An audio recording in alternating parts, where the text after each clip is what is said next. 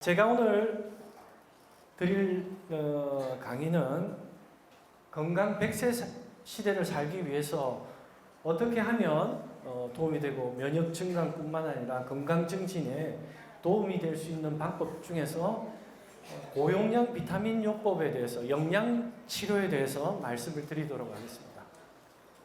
건강 100세를 살기 위해서는 영양 보충제, 건강 보조 식품이 꼭 필요한데요. 왜 건강보조식품을 먹어야 되느냐? 첫 번째로 과거에는 음식을 통해서 우리 몸에 부족한 비타민과 미네랄들을 보충을 충분히 했습니다. 그거는 20년 전의 일이고요. 놀라운 사실은 일본에서 실험을 했는데요. 실험한 결과를 기사에 냈습니다. 제목이 이렇게 약해진 야채라는 제목입니다. 일본 과학기술청에서 과일과 야채에 들어있는 비타민과 미네랄들이 과연 지금도 옛날에 비해서 많이 들어있을까를 실험했는데 놀라운 사실을 보시면 시금치만 보시면 시금치에 들어있는 비타민 C와 철분, 칼슘을 보시면 52년도, 82년도, 93년도를 비교해 보았는데요. 비타민 C의 경우에는 52년도에는 150mg 정도 들어있던 것이 93년도에는 8mg 밖에 비타민 C가 없습니다. 철분도 마찬가지입니다. 시금치에 철분이 52년도에는 13mg 많이 들어있었는데 93년도에 0.7mg 철분이 없습니다. 칼슘도 마찬가지고요.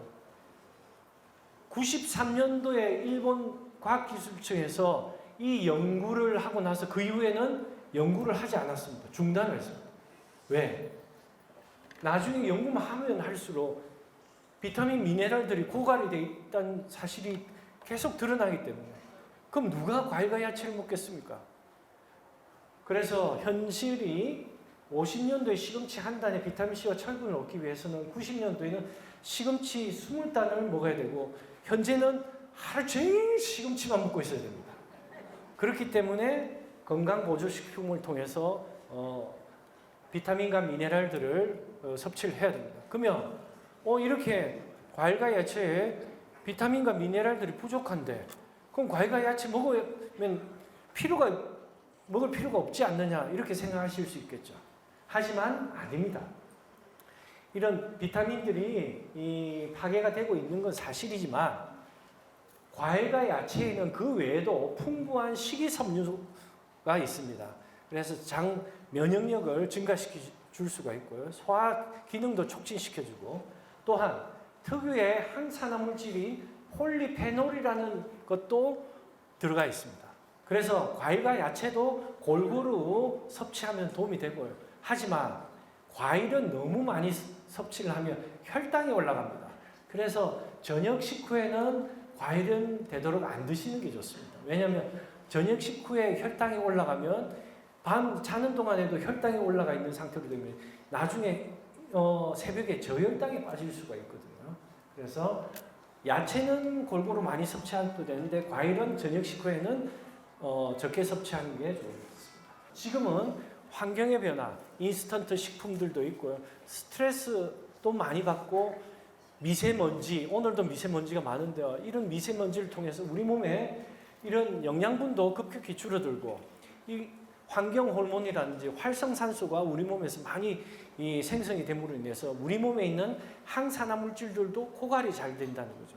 그렇기 때문에 우리 몸에 노화가 빨리 진행이 되고 또한 나이가 들게 되면 장내 이 음식물을 통한 영양분의 흡수가 급격히 줄어듭니다. 50대에서 이제 60대 초반만 되면 건강한 사람들의 장내 흡수에 비해서 한 70%, 80%밖에 흡수가 되지 않고요. 그런데 70대나 이제 80대가 되면 60% 정도밖에 흡수가 되지 않습니다. 그렇기 때문에 60대 중반이 지나면 이 건강보조식품을 꼭 섭취를 해야 된다.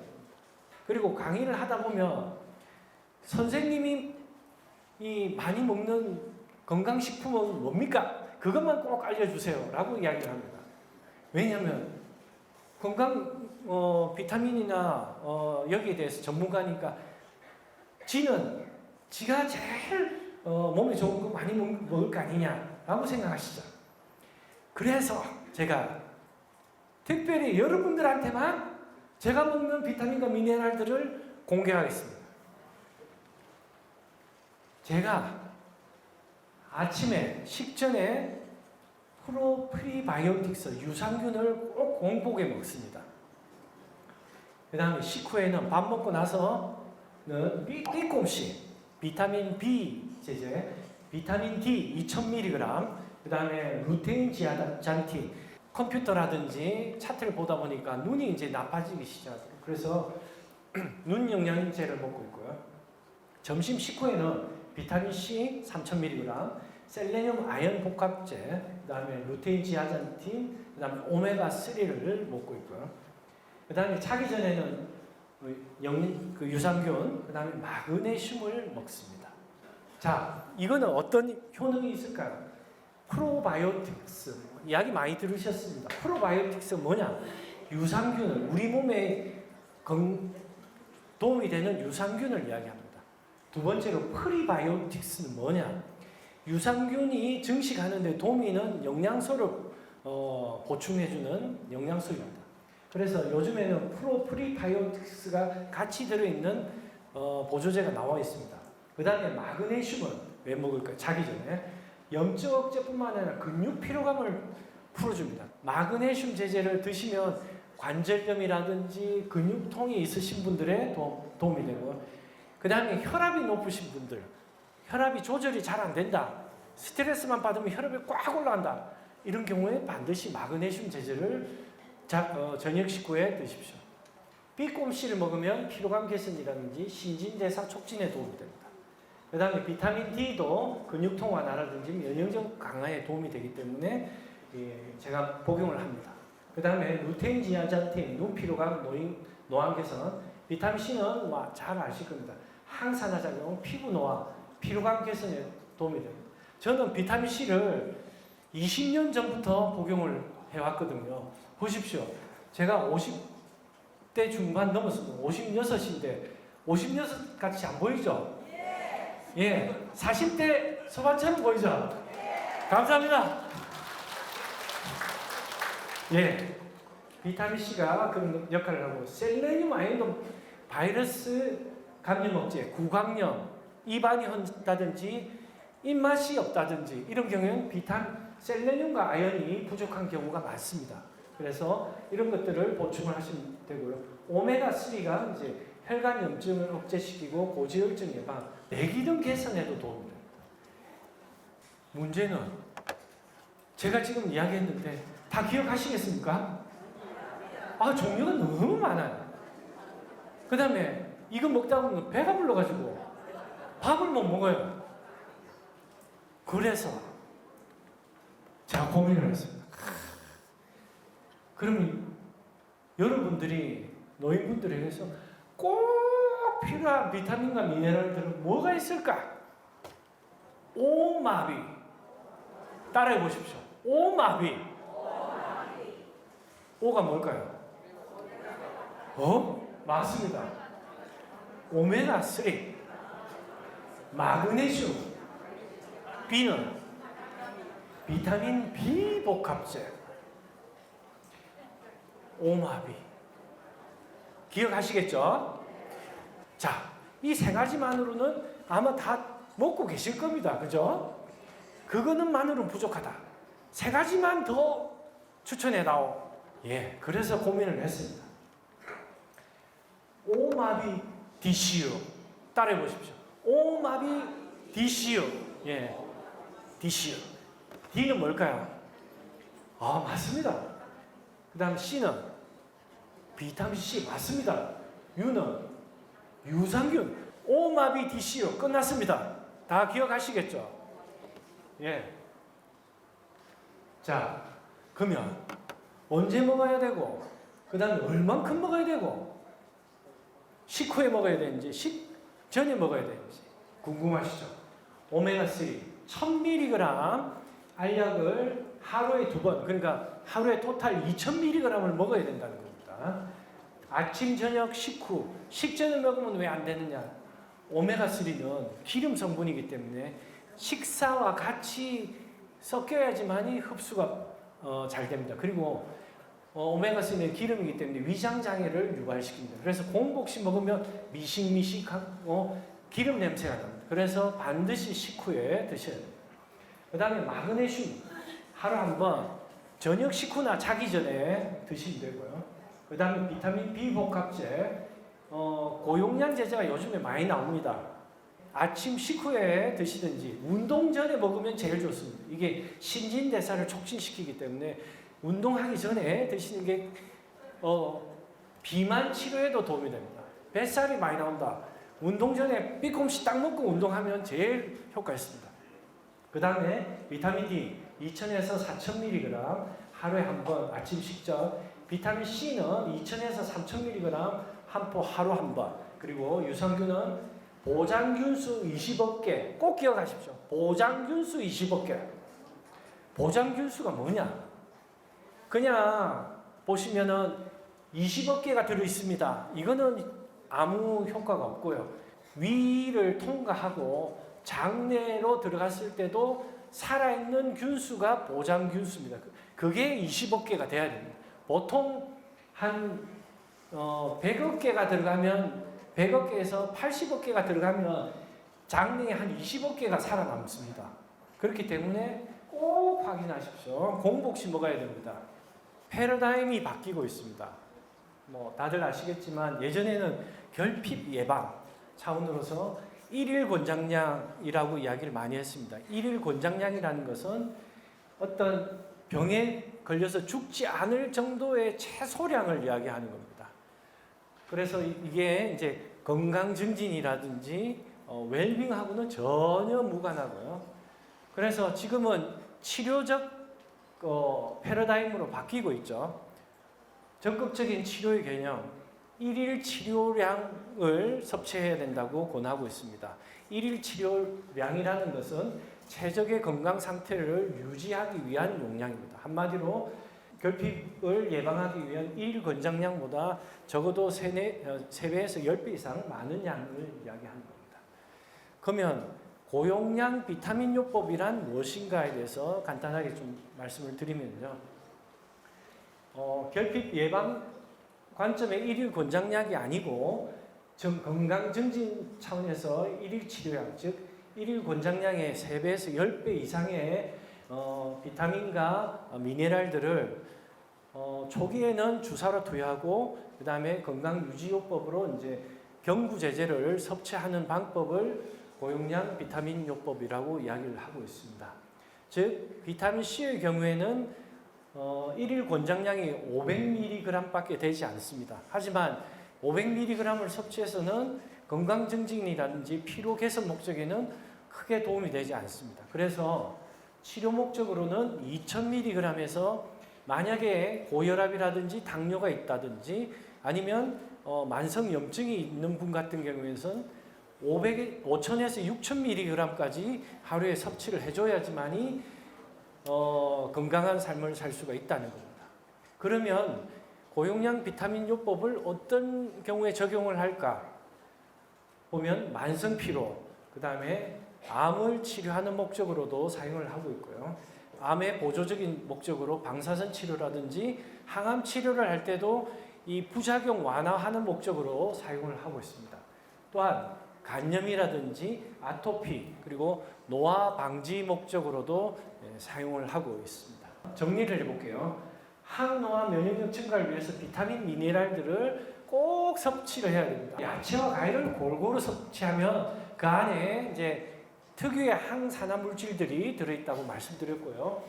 규칙적인 운동을 해야 됩니다. 하루에 30분에서 1시간. 저는 2시간 이상 하는데요. 저는 별로 안 권합니다.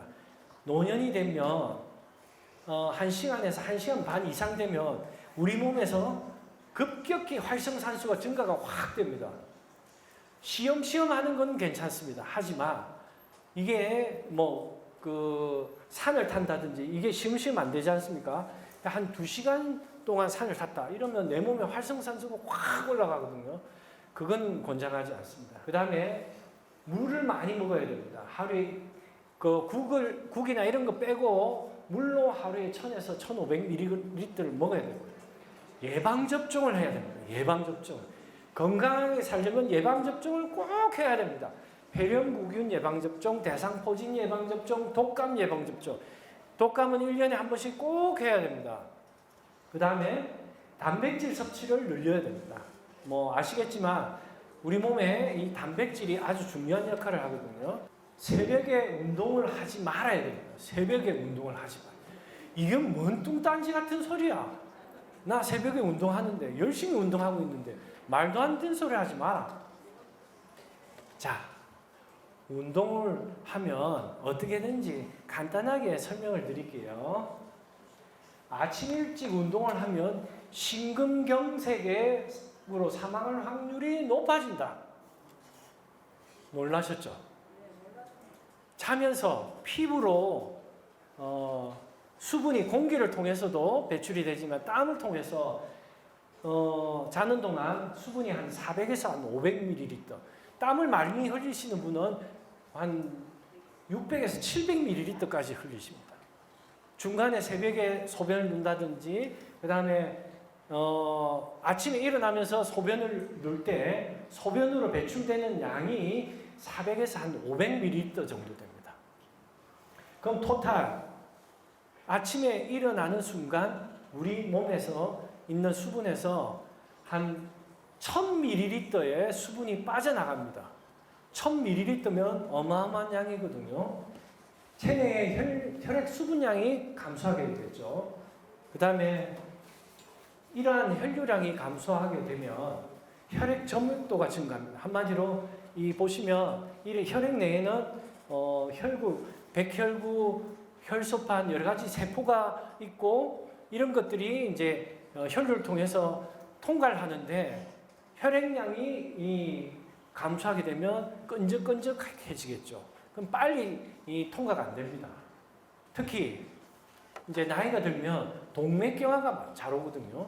혈관이 좁아진다는 얘기죠. 그렇게 되면 더 수분이 빠져나가면 더 좁아지겠죠. 그리고 자는 동안에는 체내 독소 제거를 위해서 항산화 물질들이 대부분 소비가 됩니다. 우리가 일상생활을 하는 동안에 저녁 때까지 우리 몸에 인스턴트 식품, 라면 짠 거 먹고 담배 피시고 이렇게 하면 우리 몸에 이제 활성산소가 많이 생성됩니다. 저녁 때 되면은 극치가 되고요. 자는 동안 이러한 활성산소를 우리 몸에 과일, 야채를 복용한다든지 이렇게 해서 우리 몸에 있는 항산화 물질들이 이걸 독소를 제거하는 데 쓰이거든요. 그렇게 대부분 쓰이는데 아침에 일어나면 이런 대부분의 항산화 물질들이 고갈된 상태입니다. 그래서 아침 공복 시 운동을 하게 되면 항산화 물질은 고갈되어 있고 혈액 내에 수분도 빠져 있고 점액도는 높아져 있는데 운동을 하잖아요. 그러면 갑자기 활성산소가 확 증가하게 됩니다. 공복 상태로 운동을 합니다. 그렇게 되면 이 활성산소의 역할은 혈관을 수축시키는 작용을 합니다. 그렇기 때문에 심근경색, 심장의 혈관이 좁아진다든지 뇌경색이 빠지게 된다. 그렇게 해서 하면서 쓰러질 확률이 높아지게 된다는 거죠. 그러면 아침에 운동하면 안 되나요? 나 꼭 운동을 해야 되는데. 그래서 심근경색과 뇌경색을 예방하는 방법은 아침에 일어나면 미지근한 물을 천천히 300에서 400ml 먹고요. 되도록 새벽 운동을 피하고 겨울에 모자나 목도리를 두르시고 나가시면 됩니다. 왜냐하면 찬 겨울에 밖에 나가면 혈관이 갑자기 확 수축을 하기 때문에 혈압이 확 올라간다든지 뇌경색이나 뇌출혈이 생길 확률이 높아집니다. 그 다음에 아침 운동 전에 가볍게 식사를 하십시오. 뭐 생식을 먹는다든지 오렌지 주스를 먹는다든지 우유 한 잔 먹는다든지 이렇게 하고 스트레칭을 충분히 하시고요.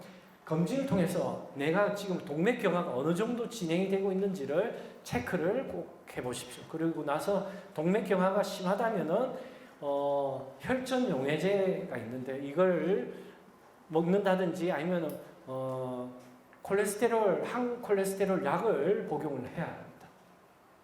이렇게 하면 건강한 100세를 살 수 있다는 거죠.